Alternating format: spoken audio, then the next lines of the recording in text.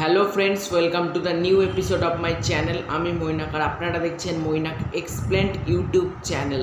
তো আজকে সাকিব খানের দুটো সিনেমার ওয়ার্ল্ড টিভি প্রিমিয়ারের এক্সক্লুসিভ আপডেট দেবো তোমাদেরকে।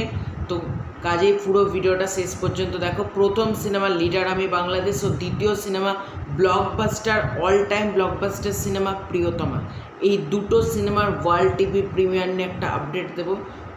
তো চলো ভিডিওটা শুরু করা যাক। তো ফার্স্টে একটা কথা বলি, মিলল তো আমার কথা?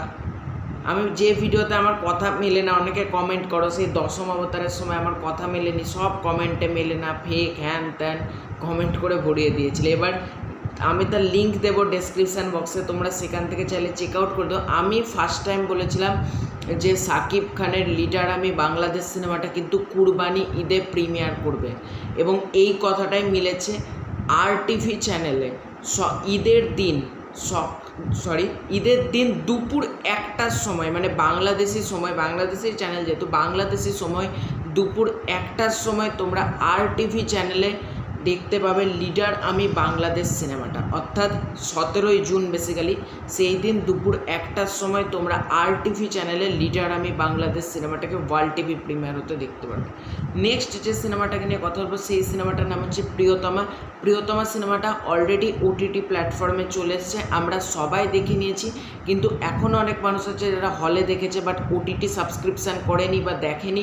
তাদের জন্য একটা খুশির খবর, প্রিয়তমা সিনেমাটা কিন্তু আসতে চলেছে এবার টিভির পর্দায়, মানে ওয়ার্ল্ড টিভি প্রিমিয়ার করতে চলেছে প্রিয়তমা। কবে সেটাই বলবো, ঈদের দিন, মানে কুরবানি ঈদের দিনই, ঠিক দুপুর 3:15, ভালো করে টাইমটা নোট করো, ঠিক দুপুর 3:15 বাংলাদেশি সময়।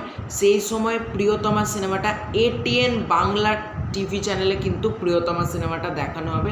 অর্থাৎ যারা দেখোনি, ঈদের দিন ATN বাংলা চ্যানেলে দুপুর 3:15 সময় নজর রেখো, তোমরা কিন্তু প্রিয়তমা সিনেমাটা দেখতে পারবে। আর দুপুর 1টার সময় RTV চ্যানেলে কিন্তু তোমরা দেখতে পাবে লিডার আমি বাংলাদেশ সিনেমা, এবং হলে তো অলরেডি তুফান সিনেমা আসছে।